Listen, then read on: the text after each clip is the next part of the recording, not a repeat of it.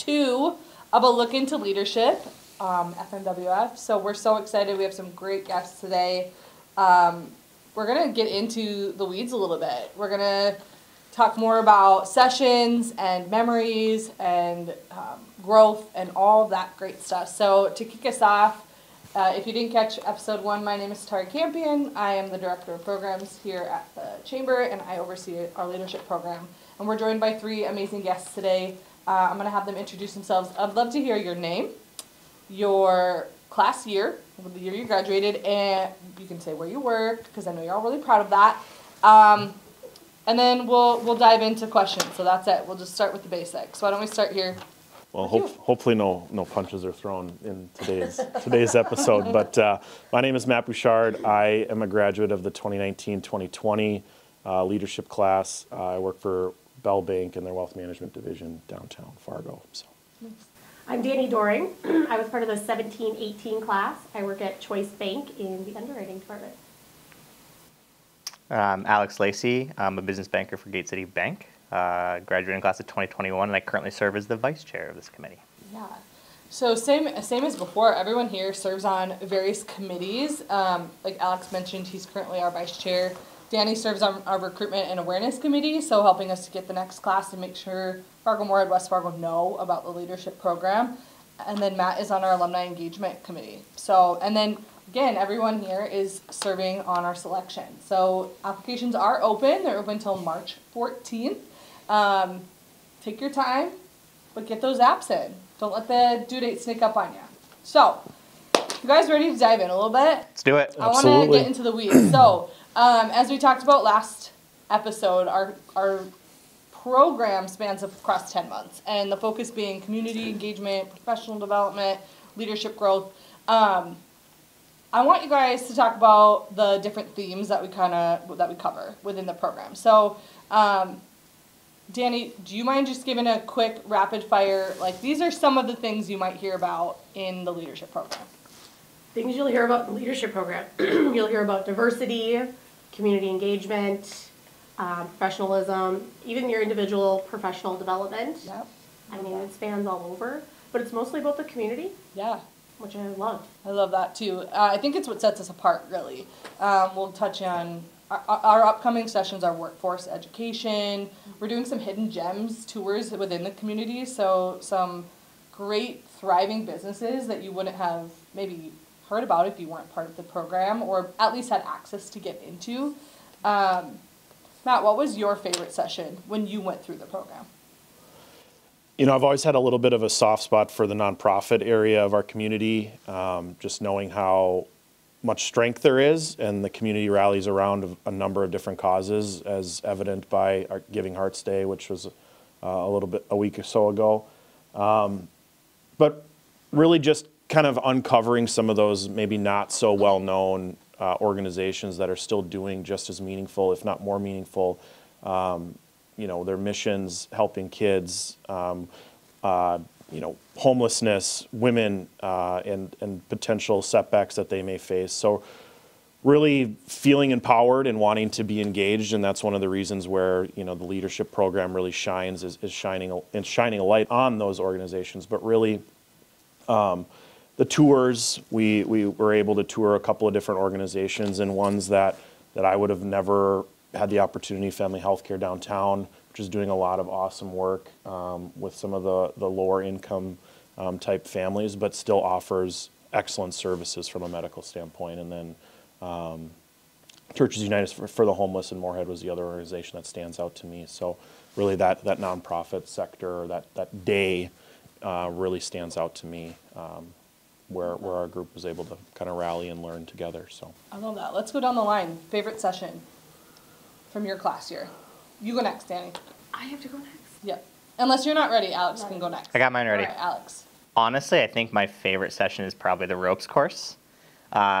Just because I'm an adrenaline junkie, so I love that sort of stuff, but I get that's not for everybody. So I like to just go do it because I enjoy it, but I also love the people who might not even want to climb a ladder. Mm-hmm. They push themselves one step further. Mm-hmm. And so kind of getting together, kind of like you rally behind the nonprofits, what you said, Matt, we rally behind each other just to go one step further. So I think it really pushes you out of your comfort zone, and I think that's where some really authentic growth happens. Yeah, definitely. It really is where that class transforms and you become a true class.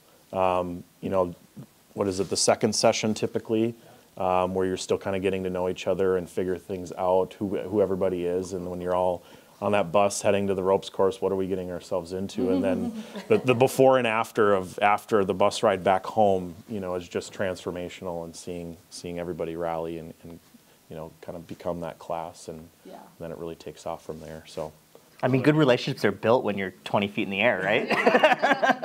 yes. Shared experience. It's definitely fun to see people cheering each other on, right? Yeah. It's like, I think it's the moment where strangers become a true network. And we'll kind of talk about that. Maybe that's a teaser to something here in a minute, but I want to hear your favorite session.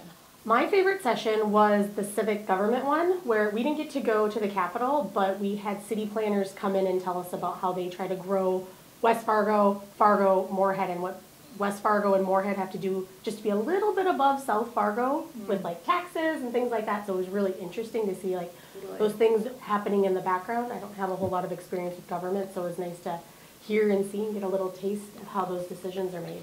Definitely. I love that you touched on that because, again, a lot of the experiences that we provide within the program you probably wouldn't have even sought out individually. And so it opened your eyes to a world that maybe you have more interest in, or at least now you have more knowledge in, right? Danny Doring 2024, guys. I heard the governor position is open. Oh, yeah. Throw your hat in the ring. There you go. Oh, love that. Well, one of the biggest things that alumni talk about, and when I meet with them or get to engage with them, is the connections and how this program creates lifelong connections.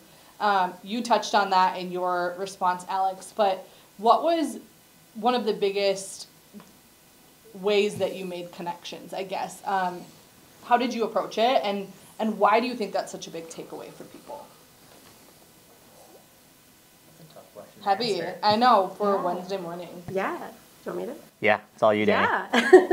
I'm going to steal it. Okay. Yeah, the connections, I mean, everybody went in wanting to make connections, and now it's, maybe not, I don't call them every day, but if I have to call them, they'll answer. And that's the great thing, is we already have that shared connection, and I can call them, ask them questions, whatever I need.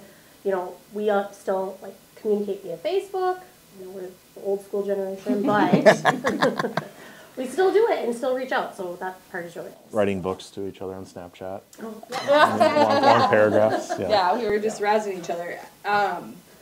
I think about even the group that I get to work with is the connections and the network that I would not have. I come from a higher education background, so getting to know free bankers very well, but more than that, what they're involved in. So Alex and I talk about, he's a biker, I love running, so we talk about that. We talk about our kids, we talk about our involvement with nonprofits and different things. So the door opens, right? I'll add to that, and I think in a lot of the networking events that you go to, there's maybe a little bit of pressure to have it be a professional connection. It's, how can we help each other sort of thing, right? And I think in this cohort, we have such good diversity that you can really have some good personal connection pretty quickly. I think it starts by just putting yourself out there, honestly. It's willing to share a little bit about you personally, and then they'll open up pretty quickly. I mean, I think you mentioned the bus ride to and from the ropes course. I sat next to somebody that I didn't think I was going to have a lot in common with, and by the time we were leaving on the way back, we had a happy hour scheduled for the next week, just because we wanted to continue that conversation. The bus ride wasn't long enough. That's awesome. So you just got to be genuine.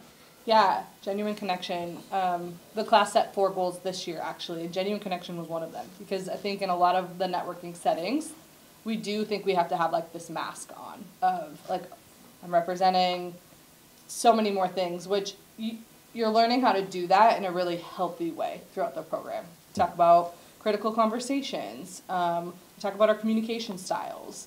So you're learning more of the layers behind yourself to be a better version of an employer, a friend, a spouse, a partner, whatever that looks like. So not everything is peachy keen, right? What was one of your greatest challenges during the program? And can you talk about how you approached it and how you overcame it? I can go first. Mine is a pretty easy one. We were the class that unfortunately had to endure the front end of the pandemic. I still remember the day we were sitting at Border States and we were having our session, and you were getting alerts on your phone about the Masters being canceled and college basketball tournament being canceled, and it's, what's going on? So we were able to finish that day, but then afterwards we were kind of thrown for a loop where everything was, what is this Zoom? What is this WebEx or this Teams meeting? What are these things that now we're forced to kind of try and build connections virtually? And so our CCI project, so Community Change Initiative, perhaps we'll talk about a little bit about that. But we were in the midst of kind of working through our projects too, so it really forced us to pivot, work in that virtual space, continue to try to put together an events. Unfortunately, with just the uncertainty, some of those things kind of came to a halt, but we were able to at least have a couple of sessions virtually, had some virtual happy hours to try and lessen the mood or not lessen the mood, increase a little bit of camaraderie and getting people together amidst all of the uncertainty. But really an experience I'll never forget, one that we all still kind of think back to and discuss and have really grown from, probably in ways that we sit down and haven't really thought through either, as far as how we were able to continue to do business and continue to have these relationships and grow them in those challenging times. So that was a pretty easy one for me. For mine, it was our community change project. Our small group got together and we all had these ideas, and we had 2 idea people who just kept throwing out ideas, and we couldn't just like stick on something. And of the 6 of us, or 5 of us, nobody was like, okay, hey, this is what we're gonna do, because we were all kind of like, we're all leaders here, we're all gonna lead. And it took us like 2 months before somebody was like, okay, this is what we're doing, guys, and then we move forward. So that like 2 months of uncertainty was like, are we doing things? Are we not doing things? What is that? Like, it was very hard. It's like, what are we doing with our project? Because somebody just had to be the leader of the leaders. So that part was difficult. I think that's something that, as you learn about yourself as a leader and you throw a lot of, there's different kinds, and you throw a community change initiative where you got a lot of idea people, but maybe not the people that are, here's the course that we're going to take to get to this. Or so that's something where, myself as something that a takeaway was really kind of defining what kind of a leader you are in even certain circumstances. So a really good one there. I feel like the Midwest nice of us, like, I'll let you be, like, we're all like, yeah, we'll let you. Oh, no, it's okay. You share like the leadership baton, right? You hand it off, right? Yeah. It's like you want to be the leader, but you don't know how to just, like, insert. Like you said, someone just had to finally say, like, this is what we're doing.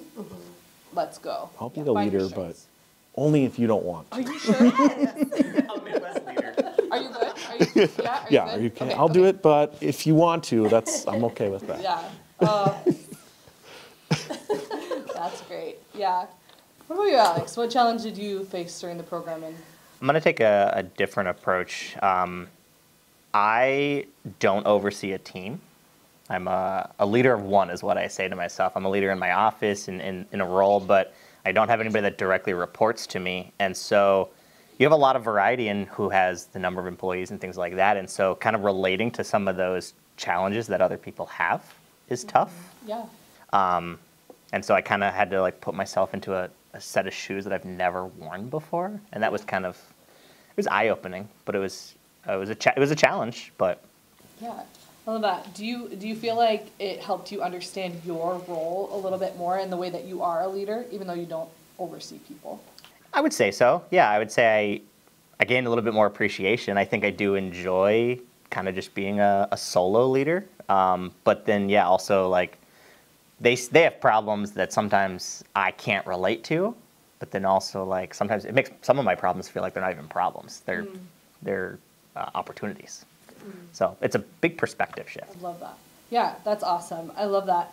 You guys touched on the Community Change Initiative, which is one of the things that sets our leadership program apart from the many wonderful programs in the community. Community Change Initiative is a project that we do within the 10 months of the course, where we work with Chamber Workforce and Foundation to identify some key we'll call them problems or challenges or struggles or what have you that face our community, and we tackle them with solutions. And so can you guys talk about what did you do for your projects and how did that process look? What did you learn? So it might not even be, oh, did it keep going after the class, but maybe what did you learn? What kind of leader are you?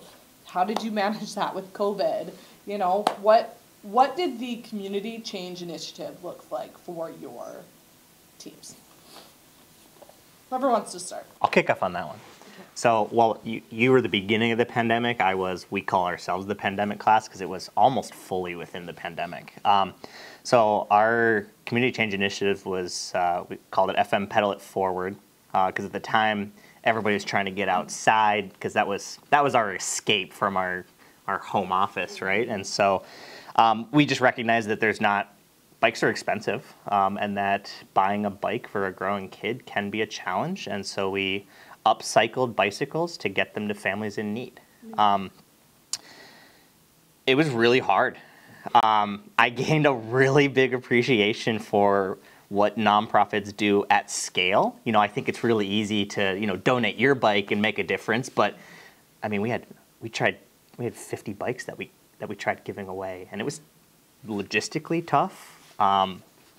But I gained a much bigger appreciation for what nonprofits do in our area, because we had to rally around people. What normally, while I'm rallying behind a nonprofit, this time I had to have some people rally behind me, and so it was a really cool perspective shift. Was it your idea? It wasn't. No. What got you into biking? Just with that interest and knowing that was something that you're passionate about. No, my proposal was actually still bike related. And so while we take proposals, when the CCIs are being considered, I had a passion for bicycles. The one that was selected was bicycles. So it kind of was like a natural fit. Mine wasn't nearly as cool. Yeah. I think what we did was a lot cooler. So I love that. Very Yeah, cool. you touched on this, but I'll dive in just a little bit for context. We have 40 people in the class, and then we choose 7 proposals. So we don't do 40 individual projects. It's we kick it back to school days. We do a group project, but as adults, and there are still challenges, right? Yes, absolutely. So we do like 6 to 7 projects, and there's some seed money, and you work with a group, and you tackle a challenge. So that's awesome. Still going today or one time? we kept it going for 2 years after graduation, and then just our lives got busy. Yeah. The interest is still there. It's still, we were able to basically hand the baton. We donated our whole bike collection to another organization that's still doing it. Amazing. So they had scale, they had more funds, they had all of that. So Yeah. we helped them we gave a good push. Cool. Awesome. Let's go down the line again. Yeah, our CCI project was professionally paired, and that was pairing professionals with nonprofits. We saw a huge need of people in the FM area wanting to give back, didn't know how to connect with nonprofits. Yeah.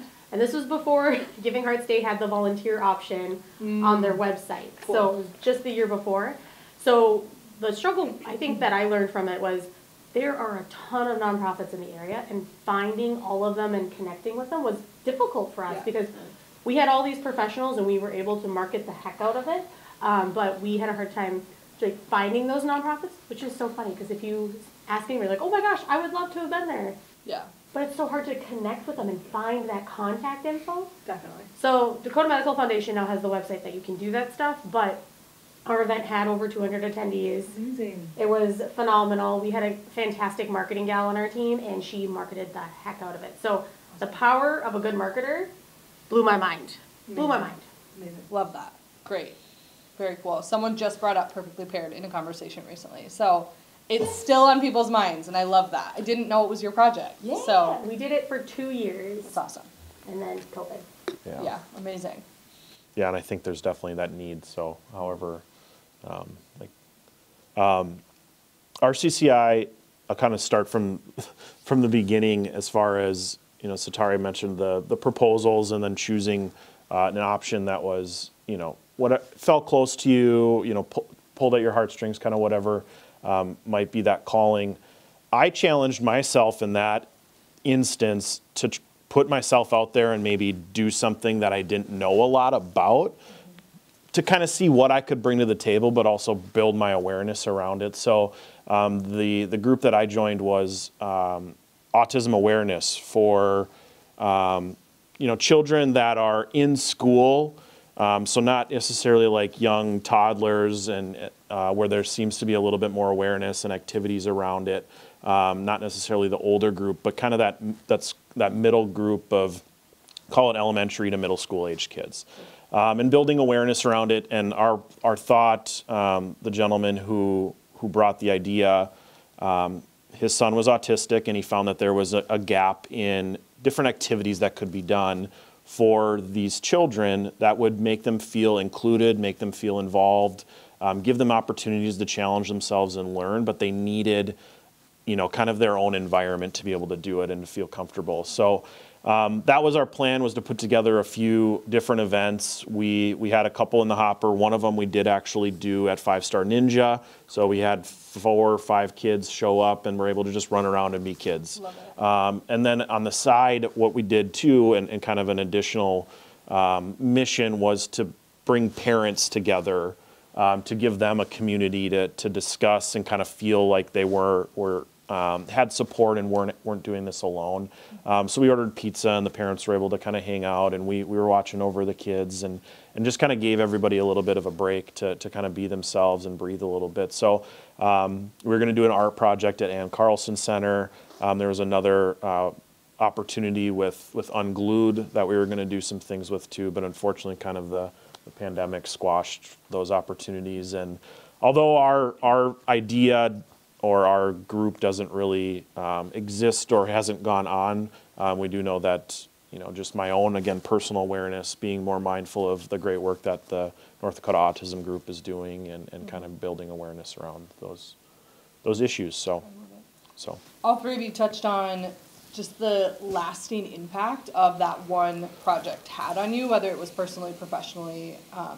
I think that's the cool part, right?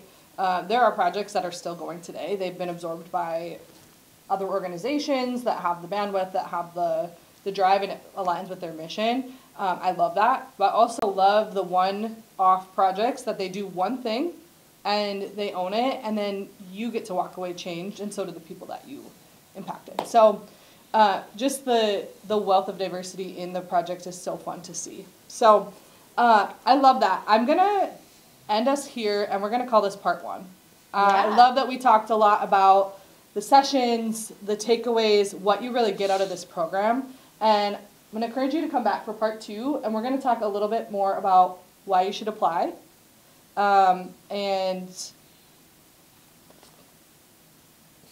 some advice from our amazing panel on why they think that this program is great, and some advice for the application. So come back for part 2.